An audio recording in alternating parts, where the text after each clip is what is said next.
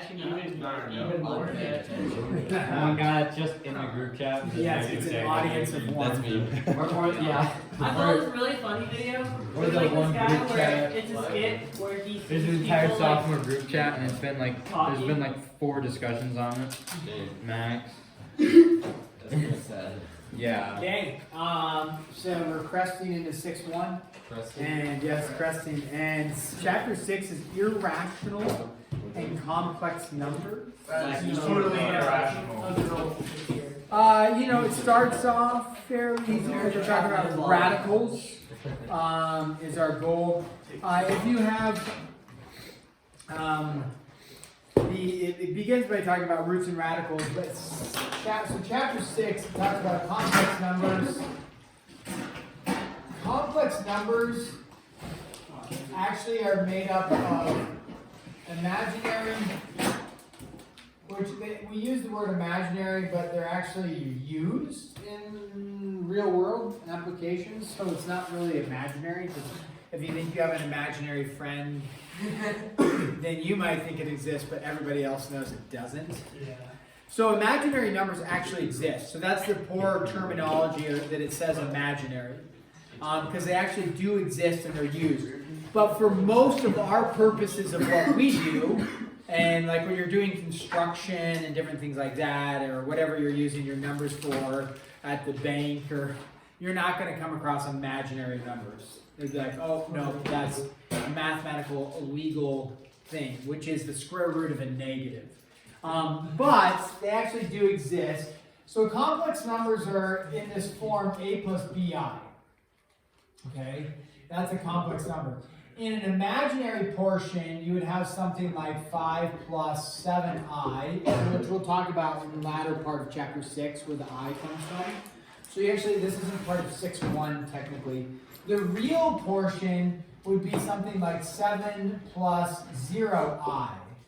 Well, 0 times I is what? 0 times anything is 0. So this would actually just be 7, which we're used to seeing the number 7 as a real number. So a complex number includes imaginary and real, but when you're dealing with the real portion, the b is always 0. So 0 times I is always 0. So you're just left with whatever the a portion is. Now, under the real portion, we have several different things. We have rational numbers.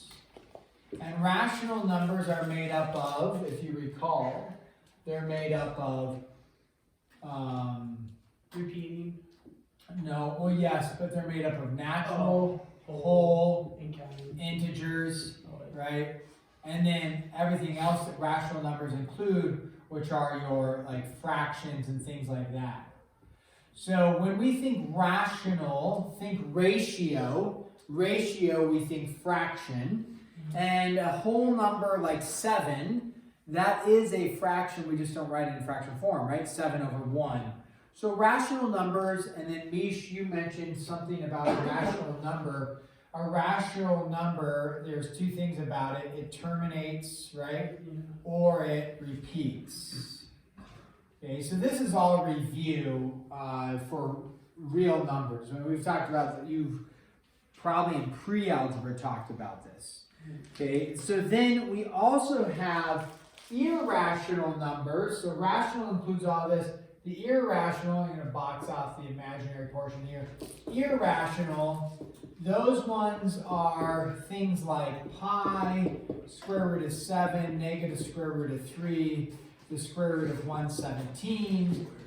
Any number, you can even have the square root of 22 over 7.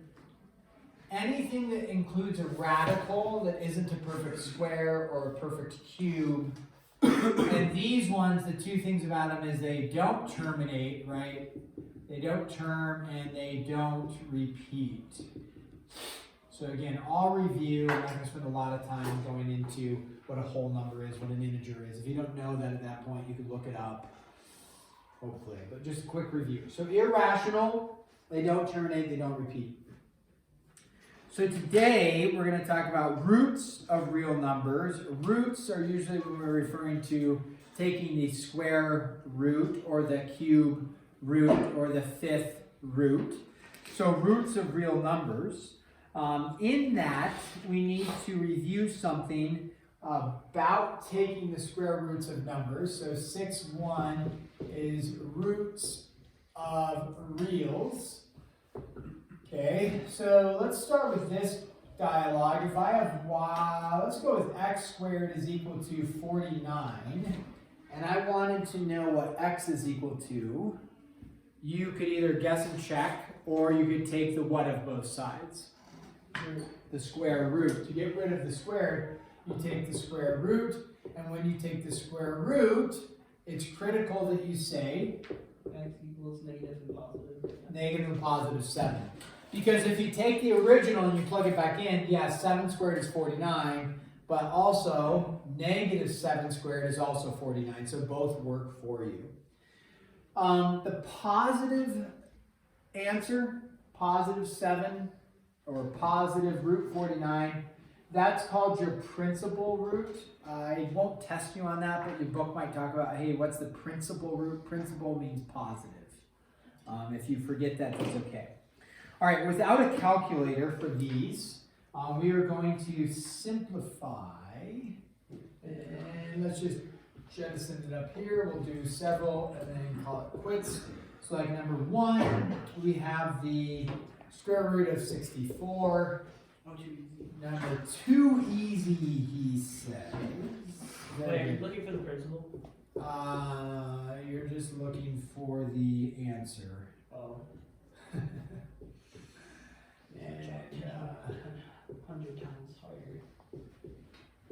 we're going to do several of these with 64, negative 64, and something like that. Okay, so take a look at these. Without a calculator, go ahead and simplify them.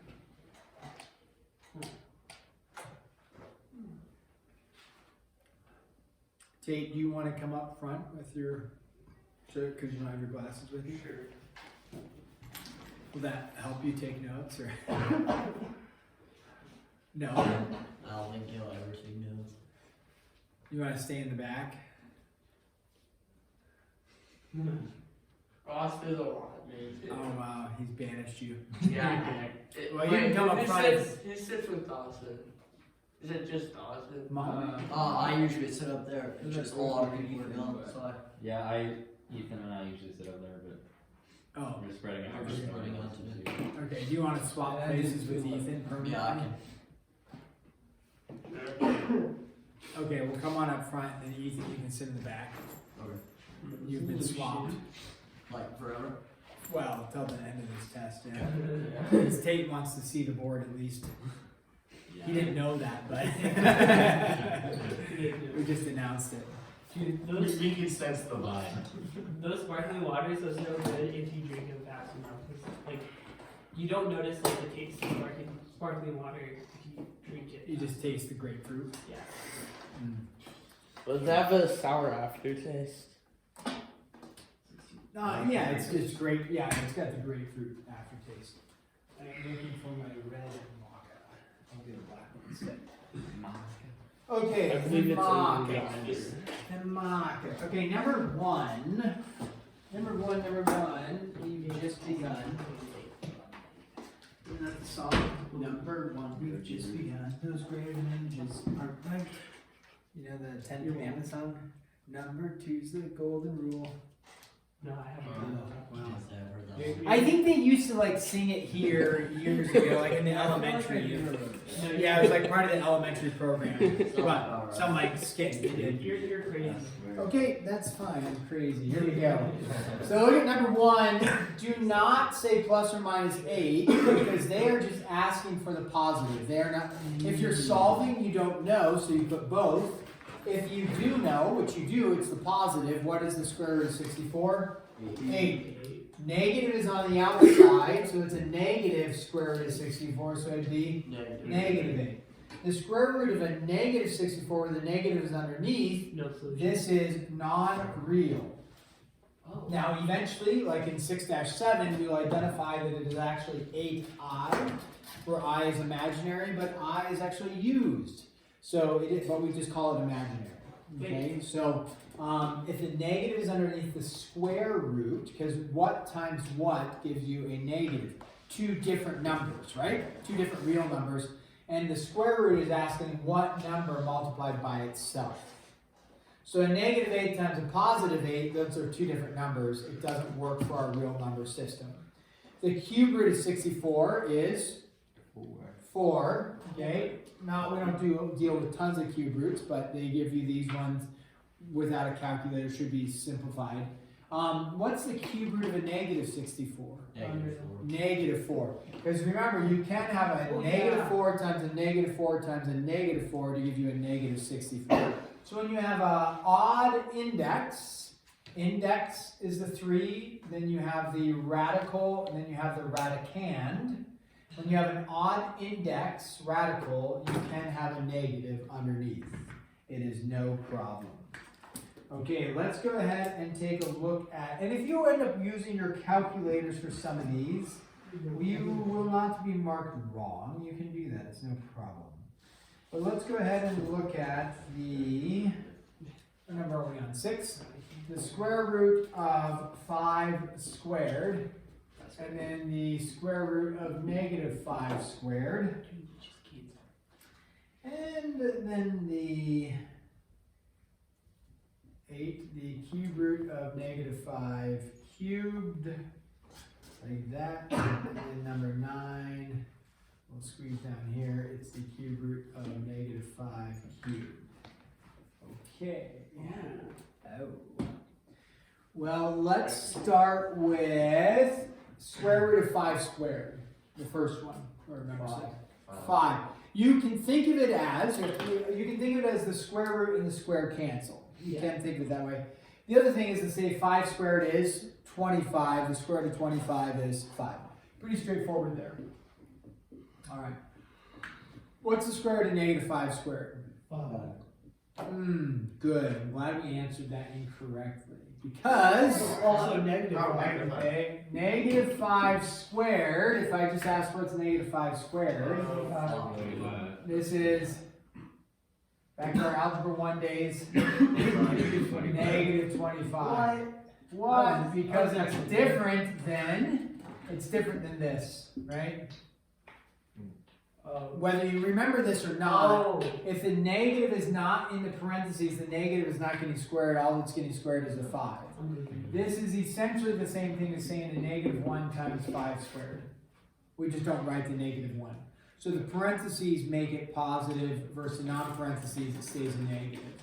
So if we see this, you can't just say this and this. Oh, so it's not. It does not work. It is actually non-real because it's actually the square root of negative 25.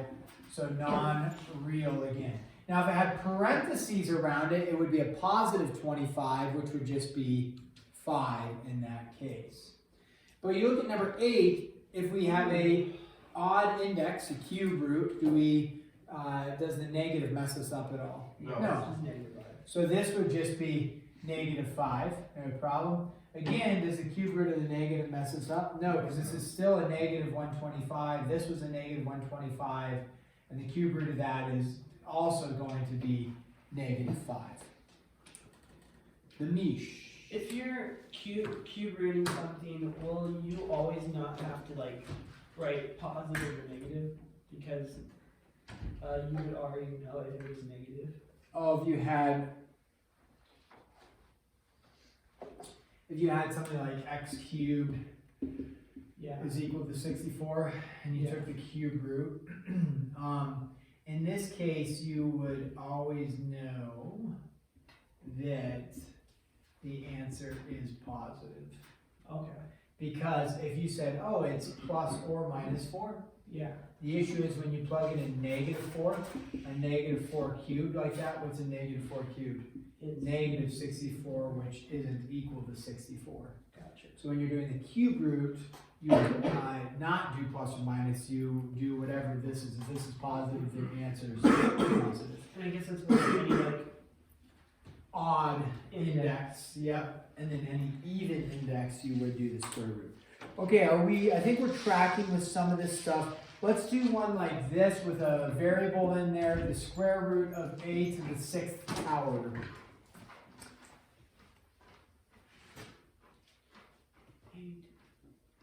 know this one. Too easy. What's the square root of 8 to the 6? 8 to the third. 8 to the third. Sometimes, what error do people make? They say it's 8 to the, if you had to guess, 8 to the 4th or something, because they just subtract 2 from 6. But remember, we're saying what times itself gives you 8 to the 6, and when you multiply the same bases, you add the exponents. So it'd be 8 to the third times 8 to the third is 8 to the 6. And you can just go 6 divided by 2 is 3, and then that's your value right there.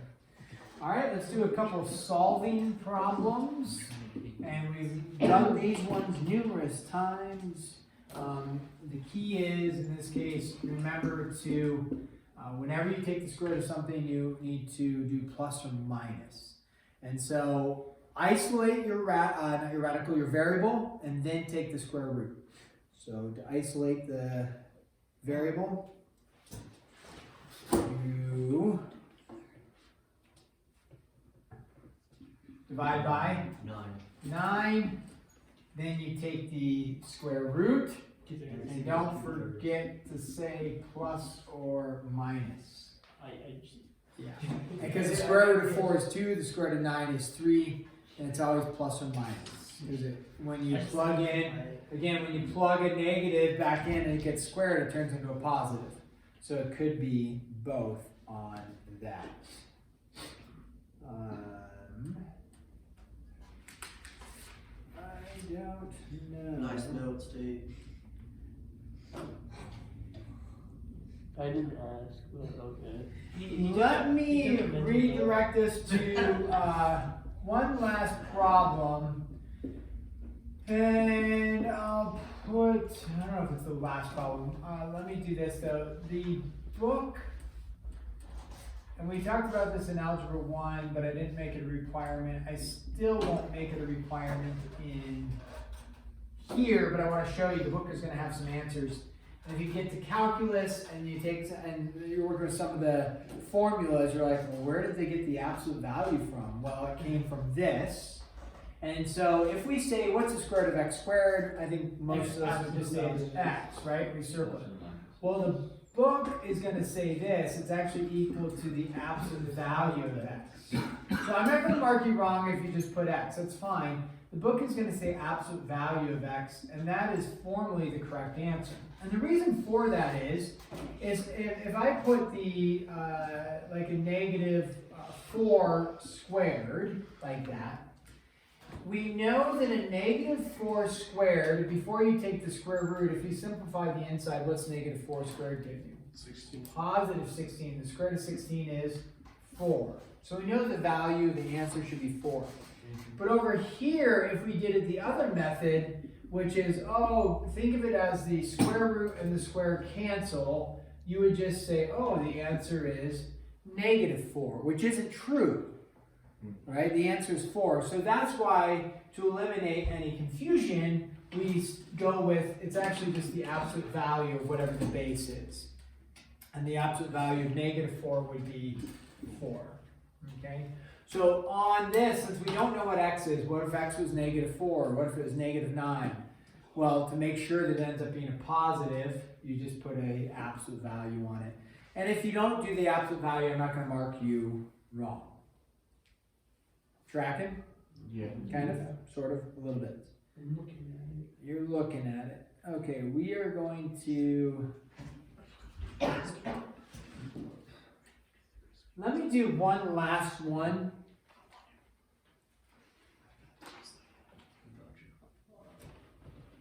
What values of x, okay. What values of x does the expression, make sure I get this terminology right, represent a real number. Represent a real number. This is number 13 for us, and let's go with. Is this like a situation where it's x does not equal? Yeah, it's kind of like a domain issue. So we talked about domain issues. So what values of x does it does the expression represent a real number? So if you plug in any value of x, you may or may not end up with a real number. So let's start with this. If you plug in 0, are we okay plugging in 0? Yeah. Sure. Right? Because 4 minus 0 squared is 4 minus 0, square root of 4 is 2. What if you plug in 1? Are we okay plugging in 1 and getting out a real number? Remember, a real number can be irrational. It can be irrational. Okay. So if you get 4 minus 1 squared, 4 minus 1 squared is 4 minus 1, which is 3. The square root of 3 is 1.7 which is a real number. Where do we run into issues when we start plugging in numbers? When you go above 2. Above 2, right? If you plug in 2, 4 minus 2 squared is 4, 4 minus 4 is 0, the square root of 0 is 0. So that's fine, but what if you plugged in 5? Well, 4 minus 5 squared is 25, so 4 minus 25 is negative 21. We have an issue. No. Yeah, so what we know is the only values that are going to work, like Mish said, is when we go over 2. So the values that work are x is less than or equal to 2. But what if you plugged in negative 7? 4 minus a negative 7 squared. Is that going to be an issue? Yes. So it would be. Because then the negative 7 would turn positive and then negative again. Yeah, so 4 minus 28, you're going to get a negative 24, which is not going to be a real number, non-real, because you have negative. So where does this go down to? X is less than or equal to 2 or greater than or equal to? Negative 2. Based off of the fact that negative 2 squared is 4 or positive 2 squared is 4. So. Is it, when you have something like that, is there always like a pattern of whatever it is, it's always a negative version of that? Yeah, so like if this was, you mean like if this was a 9, Yeah. then it would be a 3 and a negative 3. Mm. If it was a 10, which they don't usually do that because they give you like nice, easy, perfect square values, but if it was a 10, it would be root 10 and negative root 10. Mm. Because you're really just taking the square root of 4 to be plus or minus 2 for that. Okay. The HW, we can thank Tate, faithful TA, for chopping these up. Thank you, Tate. Thank you. Basically did all of That's his notes right there. He just chopped it up. Hey, can I get this a little bit shorter next time? It's like way too big. Wow. You know, you can just tear it yourself. With Okay, your finger. I'm going to do a slight adjustment to the problems. By the way, here are the problems. For your benefits. So there's the homework problems. If you, I'm gonna have to borrow my pencil. okay, we gotta block Misha's head. Actually, does anyone have a spare pencil? I don't want to take this person down. Don't Yeah. take that. Isn't that my Go sit down, Mish. We don't want you to. Oh, We, right. we don't want you to be seen on camera. Oh my god. I want you to eliminate 27, 29, and 31. 27. So Skip, squeeze this in here. Video watchers. Skip numbers 27, 29, and 31. Those are all odds. Those are all odds. Good Correct. observation, Good Dave. math. So it's 1 through 25 odd, and then tack on 33. 25. So skip 27, 29, and 31. Any confusion on that? That's for 6-1. Yeah, 6-1. Good job, It Dick. says 23, like, 23. Brian. yeah. 1 So through 1 through 20. 33. That's on me. You need a pencil, Nish? Oh, no, I'm good. What's wrong? Can I actually switch that pencil? That's pretty solid. Where?